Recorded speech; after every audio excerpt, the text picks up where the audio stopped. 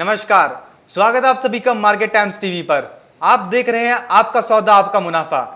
मैं हूं आपके साथ अखिलेश राठी और जब हम बात करेंगे कृषि जिंसों के बारे में, हम जानेंगे कि कौन सी कृषि जिंस किस भाव पर खुली है और उन पर एक्सपर्ट की क्या राय है, एक्सपर्ट क्या कहते हैं कृषि जिंसों के बारे में। तो आइए सबसे पहले नजर डाल लेते हैं कृषि जिंसों के भावों के ऊपर। तो सबसे पहले हम बात कर रहे हैं मसालों में धनिया के जुलाई वायदे की। तो धनिया आज 6,199 रुपए पर खुलता हुआ नजर आया है और इस वक्त 70 रुपए की तेजी के साथ 6,224 रुपए पर कारोबार करता हुआ नजर आ रहा है। वहीं बीते कारोबारी सत्र में धनिया का जुलाई वायदा 6,154 रुपए पर बंद हुआ था। आज धनिया के वायदा बाजार कल की अपेक्षा में तेजी के साथ खुले हैं और इस वक्त धनिया तेजी के साथ ही कारोबार करता हुआ नजर आ रहा है। आगे चलते हैं, बात कर लेते हैं जीरे के जुलाई वायदे की। तो जीरा आज 13,605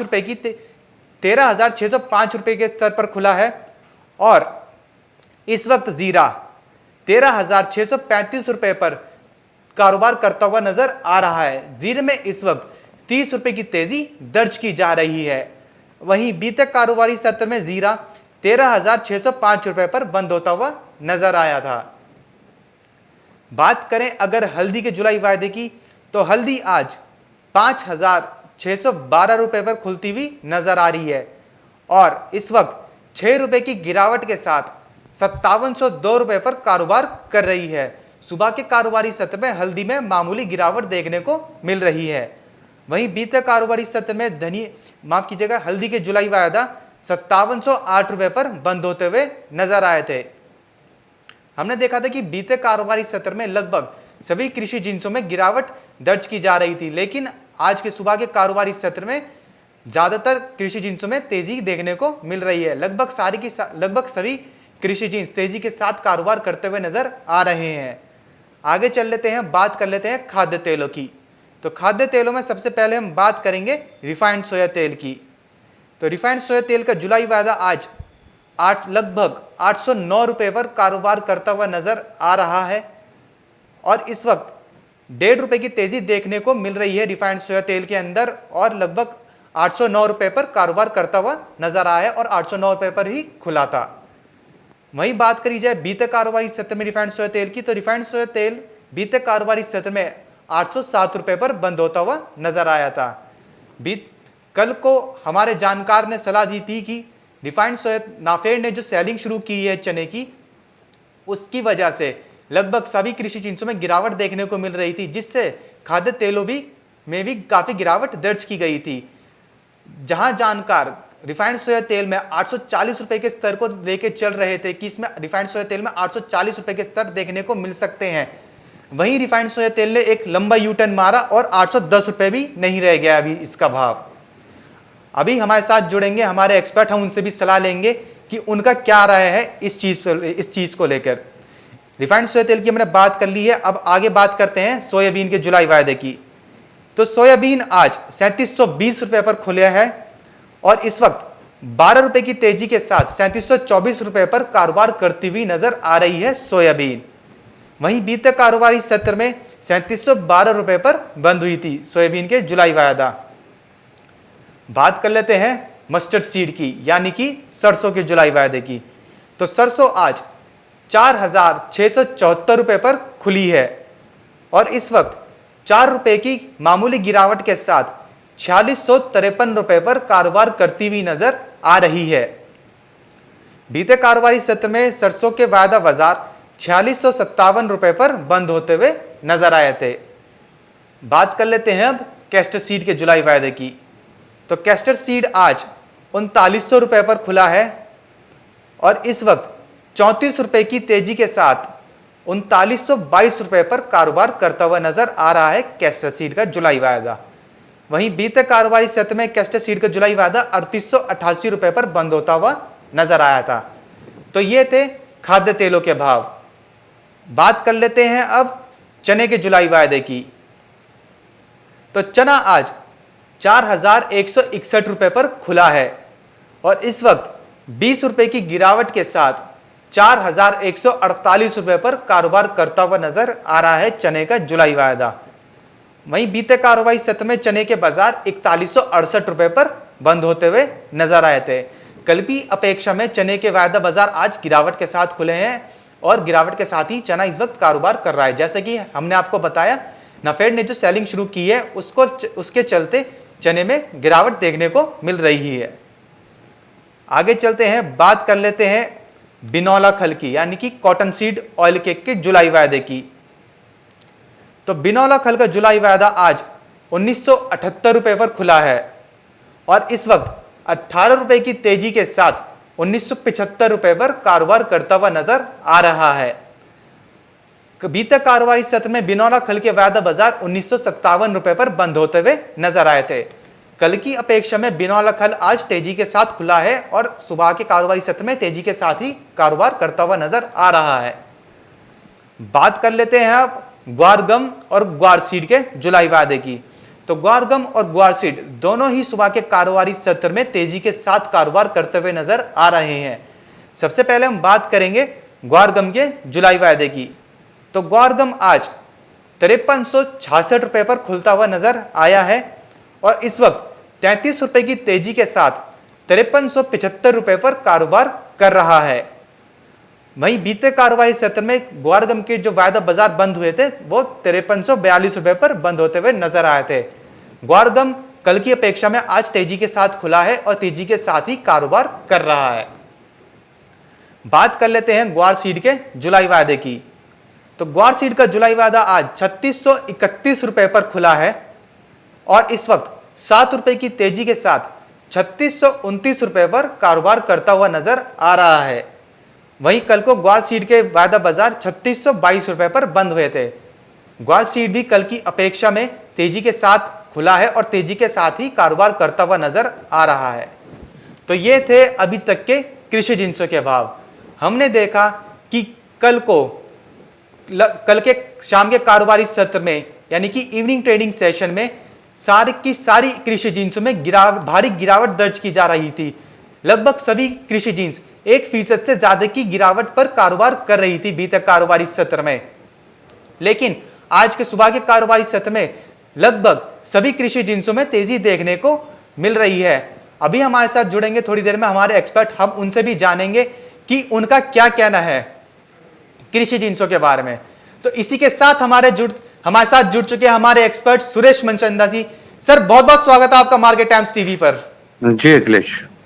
सर जैसे कि कल को हमने देखा कि कल के इवनिंग ट्रेडिंग सेशन में सारा का सारा बाजार गिरावट पर देखने को मिल रहा था हमें कृषि जिंसों का, लेकिन आज थोड़ी उनमें रिकवरी देखने को मिल रही है, थोड़ी थोड़ी तेजी देखने को मिल रही है। वहीं उधर नाफेड ने भी अपनी सेलिंग शुरू कर दी है, तो क्या ये उसका असर है? देखिए, अगर चने की बात करें तो चने के अंदर तो आज भी गिरावट देखने को मिल रही है। कल की गिरावट आज भी कंटिन्यूएशन के अंदर है। आपने नाफेड का रेफरेंस दिया, इसलिए मैं इसको चने को पहले बता रहा हूं आपको जी।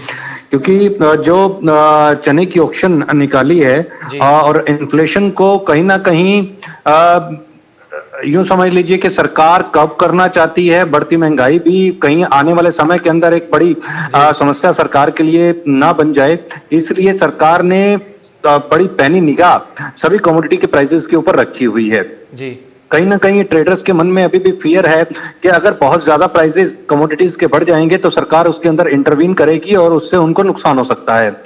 वहीं दूसरा, लॉकडाउन और अनलॉकडाउन 2 की तरफ अब देश आगे बढ़ रहा है और आज शाम को हालांकि प्रधानमंत्री नरेंद्र मोदी देश को संबोधित भी करेंगे, तो उसमें और भी बहुत कुछ क्लैरिटीज निकल करके सामने आएंगी कि अनलॉक 2 के अंदर कहां पर क्या क्या रियायतें दी जा रही हैं। क्योंकि अनलॉक डाउन 1 की अगर बात करें और लॉकडाउन के टाइम टेन्योर की बात करें तो लगातार हमने ये देखा है कि अप्रैल ऑनवर्ड्स केसेस के अंदर जहां पर कमी आनी चाहिए थी, लगातार केस बढ़े हैं और देश के अंदर जो कोरोना संक्रमित का आंकड़ा है वो 5 लाख के आंकड़े को पार कर गया है। ये एक चिंता की बात है। वहीं दूसरी तरफ राहत की बात यह है कि उसके अंदर डेमाइस का जो परसेंटेज है वो काफी बेहद कम है, तो वहां पर एक राहत जरूर दिखाई देती है।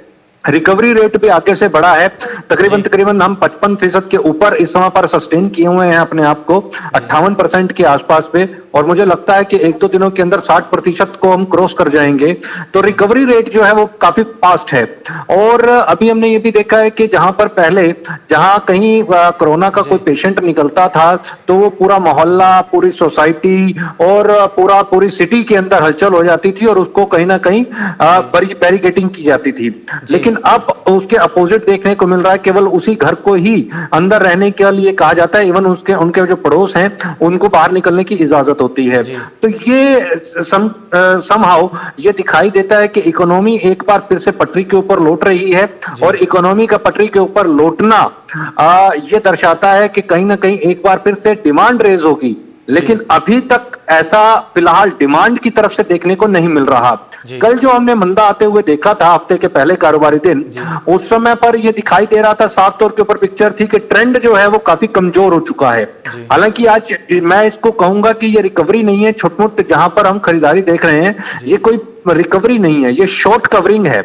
इसको मैं शॉर्ट कवरिंग का नाम दूंगा, क्योंकि निचले काफी बॉटम टच किए, कल काफी बाजार टूटे, वहां से निचले स्तरों के ऊपर कहीं ना कहीं जो सेलर्स थे उन्होंने अपनी इन खरीदारी को इनिशिएट किया है, उससे एग्जिट, जो सेलिंग के सौदे थे उससे एग्जिट करने की कोशिश की है, उससे एक डिमांड यहां पर टर्मिनल के ऊपर निकल करके आई है। वहीं दूसरी तरफ बॉटम प्राइसेस होने की वजह से कहीं ना कहीं दूसरे अदर ट्रेडर्स को यह लगा है कि ये बाजार जो है उठ सकता है। तो ये शॉर्ट कवरिंग के तौर के ऊपर इसको देखा जाए, ना कि रिकवरी के तौर के ऊपर। और मुझे ऐसा लगता है कि बाजारों के अंदर खास तौर के ऊपर एग्रीकल्चर में बहुत सारी ऐसी कमोडिटीज हैं जहां पर प्रेशर मैं देख रहा हूं, और एक आर्टिफिशियल रेट जो है इस समय पर बाजार के अंदर वो दिखाई देते हैं। चाहे मैं बात करूं कोरिएंडर की, चाहे मैं बात करूं कॉटन सीड ऑयल केक की, और इसके साथ साथ में बात अगर मैं खाद्य तेलों की करूं, चाहे वो सरसों है, रिफाइंड सोया है, या फिर सोयाबीन है, तो यहां पर ऐसा दिखाई देता है कि ये आर्टिफिशियल भाव है और ट्रेडर कहीं ना कहीं इसको रोक करके बैठा हुआ है। आप वॉल्यूम्स को अगर देखोगे तो पिछले काफी लंबे अंतराल के अंदर में वॉल्यूम्स जो है काफी डिप हुए हैं, और यहां तक कि लॉकडाउन पीरियड के दौरान तो एनसीडेक्स के ऊपर जो कारोबार था वो केवल मात्र 10 से 15% ही रह गया, और 10 से 15% वही लोग ट्रेड कर रहे थे, 3 और 4 गिने हुए ट्रेडर्स ही थे जो इसके अंदर एक्टिवली पार्टिसिपेट कर रहे थे। मंडियां बंद थी, और अभी भी अगर आप मंडियों के अंदर फिजिकल ट्रेड देखेंगे वो काफी धीमा है, उसके अंदर ये तेजी नहीं आई है। और कहीं ना कहीं गवर्नमेंट के स्टेप्स के ऊपर, हर स्टेप के ऊपर ट्रेडर्स की एक निगाह बनी हुई है।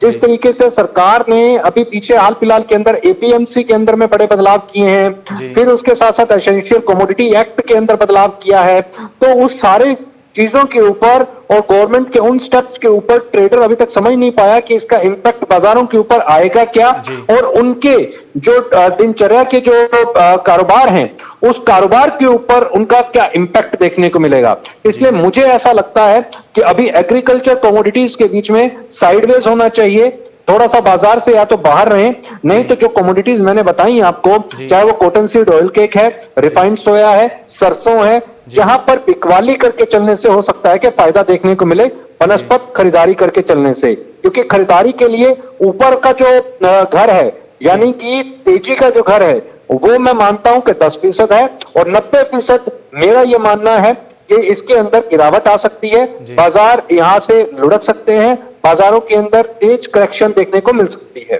जी सर, बाजार जानकार काफी टाइम से कह रहे थे कि रिफाइंड सोया तेल में 840 तक के स्तर देखने को मिल सकते हैं।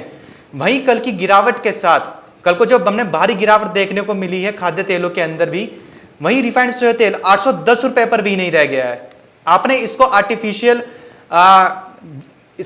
प्राइसिंग में भी इंक्लूड करा है, तो क्या इसमें अभी और ज्यादा गिरावट देखने को मिलेगी?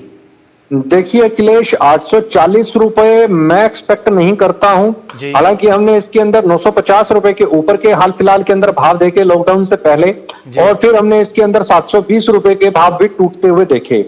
लॉकडाउन के दौरान ये आया सामने कि अब जो खाद्य तेल है, क्योंकि भारत सरकार ने मलेशिया, इंडोनेशिया से इंपोर्ट होने वाले पाम ऑयल की इंपोर्ट ड्यूटी के ऊपर पे चोट मारी थी, इंपोर्ट भी बैन हुआ था, उससे हैम्पर हुआ था। वो एक साइकोलॉजिकल असर आया जिसकी वजह से बाजार 720 रुपए के नीचे से फिर से बाउंस ले गया और 800 रुपए के ऊपर के हमने भाव यहां पर आते हुए देखे। मगर मेरा पर्सनल ये मानना है, मुझे ऐसा लगता है कि बाजार यहां से अब फिसलेंगे और फिर से 700 रुपए के भाव यहां पर छूते हुए हम देख सकेंगे और ये बहुत ज्यादा लंबा समय शायद हो सकता है इसके अंदर इंतजार नहीं करना पड़े। और रिफाइंड सोया के अंदर क्योंकि 840 रुपए का जो लेवल है, यहां से दूरी तो अगर मैं चालू कॉन्ट्रैक्ट की अगर मैं बात करता हूं जुलाई कॉन्ट्रैक्ट की, तो आप देखिए करीब करीब 33 रुपए की दूरी है, लेकिन मुझे ये 33 रुपए की दूरी बहुत दूर लगती है, जबकि मुझे 720 रुपए का जो लेवल है, 800 रुपए की 80 रुपए की माफ कीजिएगा जो गिरावट है वो काफी नजदीक नजर आती है। जी, वहीं सर हमारे साथ हमारे कुछ दर्शक जुड़े हुए हैं जो आप कुछ जानना चाह रहे हैं।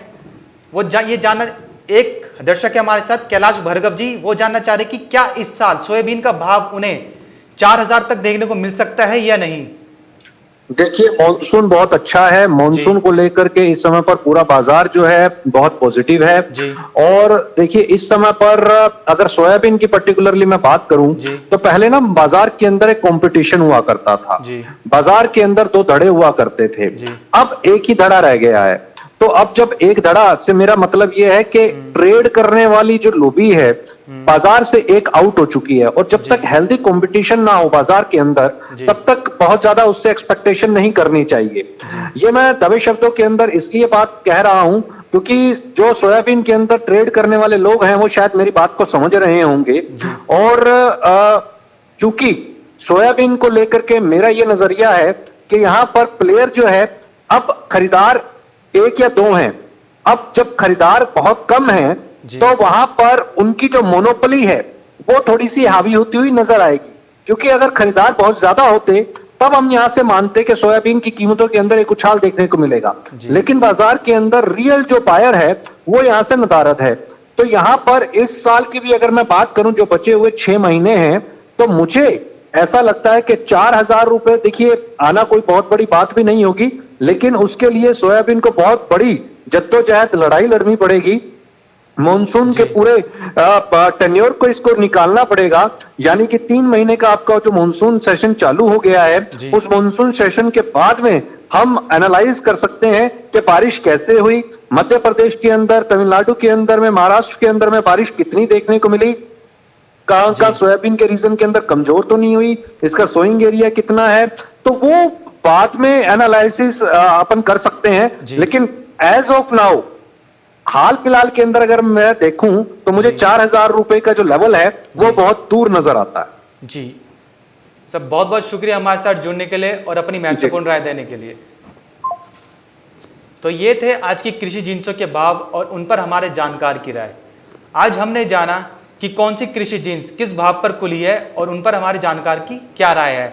जैसा कि उन्होंने बताया कि खासकर सोयाबीन में 4000 के स्तर अभी बहुत ही दूर देखने को मिल रहे हैं। हालांकि मॉनसून अभी काफ़ी वक्त पर आया है और अच्छी बारिश देखने को मिल रही है, लेकिन सोयाबीन 4000 के स्तर को पार करेगी या नहीं करेगी वो मॉनसून पर ही डिपेंड करता है। अभी पहले ये देखना होगा कि जहाँ पे सोयाबीन होती है वहाँ पर अभी कितनी बारिश हुई है, कितना कम रकबा है, कितना ज़्यादा है, कितनी सोइंग हुई है, उसके बाद ही एक एनालिसिस करके सोयाबीन का एक अनुमान लगाया जा पाएगा। वहीं उन्होंने ये भी बताया कि कुछ जैसे खाद्य तेल है और खल की बात करें तो बिनौला खल है, इनमें अभी आर्टिफिशियल प्राइसिंग देखने को मिल रही है और इनमें अभी गिरावट का दौर ही जारी रहेगा। अभी फिलहाल हमारे बुलेटिन में बस इतना ही। अगर आपको हमारी जानकारी अच्छी लगी हो तो हमारी वीडियो को लाइक करें, शेयर करें और जो हमारे YouTube चैनल पर नए हैं वो हमारे YouTube channel market times TV को सब्सक्राइब करें। नमस्कार।